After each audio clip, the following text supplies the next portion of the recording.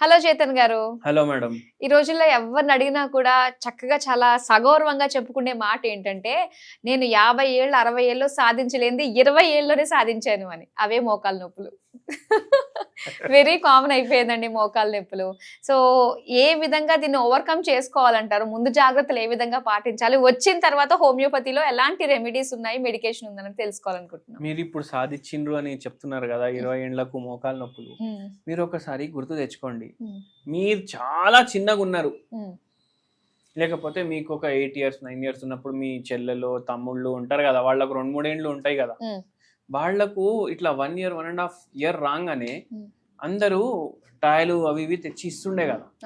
కానీ అమ్మమ్మ ఇంట్లోకి వెళ్ళి ఒక చిన్న సైకిల్ వస్తుండే పిల్లోని కోసం, అవునా కాదా? ఆ చిన్న సైకిల్ వాడు పైడలు కొట్టుకుంటా మొత్తం చుట్టూ ఇంట్లోనే తిరుగుతుండే.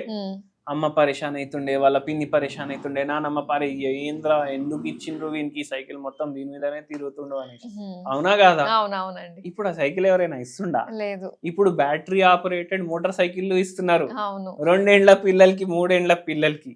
అంటే వద్దురా, నీ మోకాలు వాడుకోకు, నువ్వు నడవకు, ఇప్పుడు నుంచి అలవాటు చేసుకో. ఏమైతుందంటే 15 ఏండ్లకి 20 ఏండ్లకు నీకు కూడా మాలాగా మోకాలు నొప్పులు వస్తాయి, అవునా కాదా? అంటే గిఫ్ట్ మీరు కార్ ఇస్తలేరు, మోటార్ సైకిల్ ఇస్తలేరు, మీరు మోకాలు నొప్పి గిఫ్ట్ ఇస్తున్నారు. అబ్బా, ఎమోషనల్ గా కొట్టారు మాకు ఇక్కడ. నిజమే మేడం, నిజమేనండి. అవును, ఇంతకు అట్లాంటి కార్లు కూడా దొరుకుతుంటే దానికి కూడా పెడల్స్ ఉంటుండే. అవును, ఇప్పుడు అట్లా లేదు. ఇప్పుడు సైకిల్ ఉన్న దాని అది బ్యాటరీ ఆపరేటెడ్ దొరుకుతుంది, అది కూడా 3-4 గంటల పిల్లలకి. అవును, వాళ్ళకు ఫిజికల్ యాక్టివిటీ ఉందా? లేదు. అరే నీకు నీట్ల సీట్ రావాలి, నీకు ఐఐటీల సీట్ రావాలి, ఇప్పుడు నుంచే చదువు, 5:30 నుంచి నైట్ 9:30 వరకు నువ్వు చదువుతూనే ఉండాలి, సాధించాలి ఎట్లయినా చేసి అనేసి చెప్తారు. మొత్తం రోజు పిల్లల్ని క్యాంపస్లో స్కూల్లో కూర్చోబెడతారు. అది ఒక బిల్డింగే ఉంటుంది. అంటే అది ఎట్లా ఉంటుంది అంటే, ఈ పావురాళ్లకు జాలీలు ఉంటాయి కదా, అన్ని లైన్ గా ఒక 10 దాంట్లో కూడా 10 ఫ్లోర్లు ఉంటాయి కదా, ఆ బిల్డింగ్ కూడా అట్లనే ఉంటాయి. పావురాళ్ళు బంధు పిల్లలు ఉంటారు దాంట్లో. మళ్ళా దాంట్లో ఏసీ ఉంటది, ఏసీలా మళ్ళా పిల్లలు కోట్ వేసుకొని స్కూల్కి పోతున్నారు ఇప్పుడు. అంటే కోట్ ఏ ప్రాంతాల్లో వేస్తారు? చల్లగున్న ప్రాంతాల్లో వేస్తారు. వేడి ప్రాంతంలో కోట్ వేపించేసి వానికి ఏసీలో కూర్చోబెడితే ఏమైతుంది? బొక్కలు మెత్తబడిపోతాయి, ఆస్టియోపీనియా అవుతుంది. ఏసీ ఫుల్ 18 మీద 19 మీద 20 మీద పెట్టేసి కూర్చుంటారు. ఇది పిల్లల కోసమే కాదు, ముసలోళ్ళ కోసం, మిడ్ ఏజ్ వాళ్ళకు కోసం కూడా ఆస్టియోపీనియా డెవలప్ అయ్యే ఛాన్స్ ఎక్కువ ఉంటుంది. మొత్తం రోజు వానికి ఎండలో ఓతనే లేడు వాడు, విటమిన్ డి తగ్గిపోతుంది కదా, ఆస్టియోపీనియా అవుతుంది, ఆస్టియోపోరోసిస్ అవుతాయి, ఆస్టియోఫైట్స్ ఫామ్ అవుతాయి, ఆస్టియోఆర్థరైటిస్ అవుతుంది.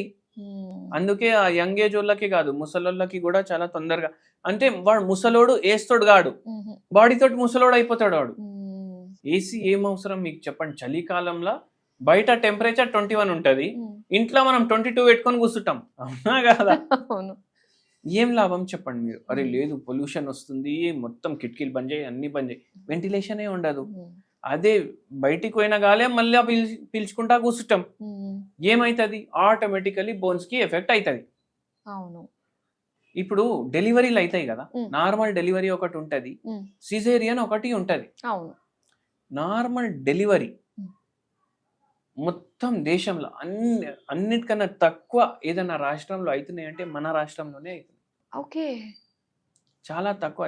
మళ్ళీ అది సిజేరియన్ చేపించుకుంటారు. సిజేరియన్ చేపించుకున్నాక మళ్ళా వాళ్ళకు తర్వాత ఏంది పరేషాని, ఏదో ఒకటి ఎపిడ్యూరల్ వల్ల ఒక్కొక్కసారి నడుము భాగంలో కూడా నొప్పి స్టార్ట్ అవుతుంది వాళ్ళకు. మళ్ళా ఫిజికల్ యాక్టివిటీ కొందరికి ప్రాబ్లం అవుతుంది. సిజేరియన్ వల్ల జనరల్గా ఏం ప్రాబ్లం కాదు, కానీ చాలా తక్కువ కేసుల్లో అది కూడా ఆస్టియో ఆర్థరైటిస్ లాగా ఫ్యూచర్లో అవ్వచ్చు. మళ్ళీ ఫైబ్రాయిడ్ అయ్యే ఛాన్సులు ఎక్కువ అయిపోతాయి వీళ్ళకు. గర్భసంచిలో ఫైబ్రాయిడ్ అయ్యే ఛాన్సులు ఎక్కువ అయిపోతాయి. ఫైబ్రాయిడ్ అయితే వాళ్ళు చాలా మంది గర్భసంచిని తీపించుకుంటారు. గర్భసంచి తీపిస్తే ఏమొస్తుంది? మళ్ళీ ఆస్టియో ఆర్థరైటిస్ అయ్యే ఛాన్సెస్ పెరిగిపోతాయి కదా. అట్లా కూడా చాలా మందికి అవుతుంది. ఇప్పుడు ఒక పేషెంట్ వచ్చారు, 48 ఏండ్లు పేషెంట్ కి, ఫీమేల్ పేషెంట్. వాళ్ళ ఆయన చనిపోయి 4 ఏండ్లు అవుతుంది. ఎట్లా అంటే క్యాన్సర్ వచ్చి చనిపోయారు. పిల్లలేమో 2 కూతుర్లు పెళ్ళిళ్ళు అయిపోయినాయి, బయట సెటిల్.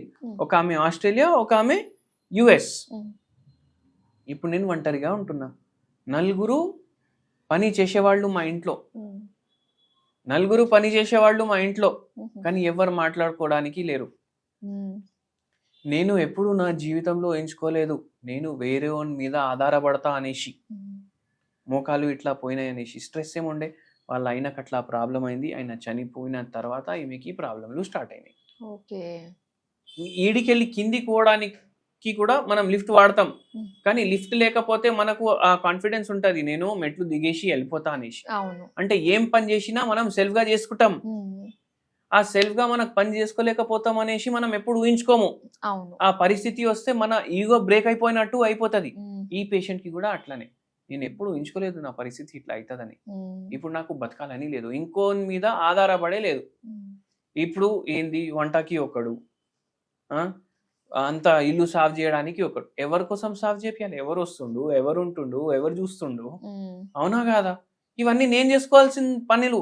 ఇప్పుడు రేపేమవుతుంది, నాకు కూడా సాఫ్ చేసేటోనికి ఒక మనిషి అవసరం పడతాడు, దానికైనా ముందు నేను చచ్చిపోవాలి అనిపిస్తుంది. అలాగా అట్లా అనిపిస్తుంది. మేడం, మనం మందులు ఇచ్చినాము, మోకాలు నొప్పులు ఇంకా గ్రేడ్ 3 ఆస్టియోఆర్థరైటిస్ ఉండే వాళ్ళకు ఏమన్నారు, ఎప్పుడో ఒకసారి మీరు ఆపరేషన్ చేయించుకోవాలి. ఎప్పుడు చేయించుకుంటారు మీరు ఆలోచించుకోండి, ఒక 2 ఏళ్లకు 3 ఏళ్లకు మీ ఇష్టం, ఇప్పుడు నడుస్తుంది పని నడిపియండి. మనం చెప్పినాం సరే 2 ఏళ్ళు టైం ఉంది కదా, అప్పుడు వరకు హోమియోపతి వాడండి. 2 ఏళ్ళు ఏంది, 1 year లోనే మోకాలు నొప్పులు తగ్గిపోయినాయి పేషెంట్. ఈ రోజు వరకు ఆపరేషనే చేయించుకోలేదు. చాలా బాగుంది. అట్లా ఉంటది. మళ్ళీ మనం ఈ పేషెంట్ కి ఒక హోమ్ రెమెడీ కూడా చెప్పినాము. హోమ్ రెమెడీ ఏంది అంటే, ఇప్పుడు మీరు ఒకటి చూడండి, ఇవి చేస్తే మోకాలు నొప్పి ఆపరేషన్ పోతుంది, ఆపరేషన్ చేపించే అవసరం ఉండదు అని కాదు. మనము హోమియోపతి మందులు ఇస్తాం. ఇప్పుడు ఈ పేషెంట్ ది వెయిట్ ఎక్కువ ఉంది, కొద్దిగా షుగర్ వ్యాధి కూడా ఉంది, మళ్ళీ దాని తర్వాత మోకాలు నొప్పులు ఉన్నాయి. ఇప్పుడు ఇవన్నీ తగ్గాలి అంటే ఈ పేషెంట్ కి మనం ఏం చెప్పినామంటే జిన్సెంగ్ టీ తాగండి అని చెప్పినాం. ఓకే. జిన్సెంగ్ టీ అంటే ఏమవుతుందంటే, జిన్సెంగ్ టీ తాగితే మనిషి యంగ్ అనిపిస్తాడు అనేసి అనుకుంటారు. ఏంది, అది ప్రూవ్ అది. అంటే 40 ఏండ్లోడు 30 ఏండ్లు కనిపిస్తాడు, 10 ఏళ్ళు తగ్గిపోతుంది. అందుకే యాక్టర్లు, మోడల్ వాళ్ళు చాలా ఇది తాగుతారు. ఓకే. ఇది ఒక టైప్ ఆఫ్ టీనే, కానీ మనం యంగ్ కనిపించడానికి తాగట్లేదు. మన బాడీలో యంగ్ ఎప్పుడు కనిపిస్తాడు మనిషి, ఎప్పుడైతే యాంటీ ఆక్సిడెంట్లు ఎక్కువ ఉంటాయి బాడీలో, ఇన్ఫ్లమేషన్ ఉండదు బాడీలో, ఇవన్నీ ఉండకపోతే మనిషి యంగ్ కనిపిస్తాడు. అబ్బా ఏమైనా మెయింటైన్ చేసుకున్నారా అనేసి చెప్తారు కొందరిని చూసి. అవును, అరే ఏంది మీరు ఇంత ఏజ్ ఉండి కూడా ఇంత యంగ్ కనిపిస్తున్నారు అని.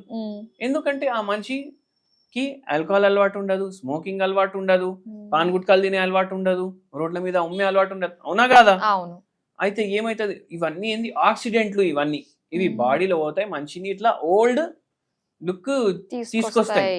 అదే మనం యాంటీ ఆక్సిడెంట్లు పెంచుకుంటే అట్లాంటి ఒక దాంట్లో జిన్సెంగ్ మోకాలు నొప్పులు కూడా కొద్దిగా కంట్రోల్ చేయడానికి హెల్ప్ చేస్తుంది. డైలీ ఒక కప్పు తీసుకోండి, మంచిగా మీకు ఇది ఉంటుంది జర. ఓకే, బాగుందండి. సో ఇందులో మనకి 2 రకాలుగా కవర్ చేశారు. యంగ్ గా కనిపించడానికి జిన్సెంగ్ టీ అండి, దాంతోపాటు మోకాలు నొప్పులు కాస్త కంట్రోల్లో ఉండడానికి కూడా తాగొచ్చు అని. సో చాలా మంచి ఇన్ఫర్మేషన్ మాకు ఇచ్చినందుకు థ్యాంక్ యూ సో మచ్ అండి.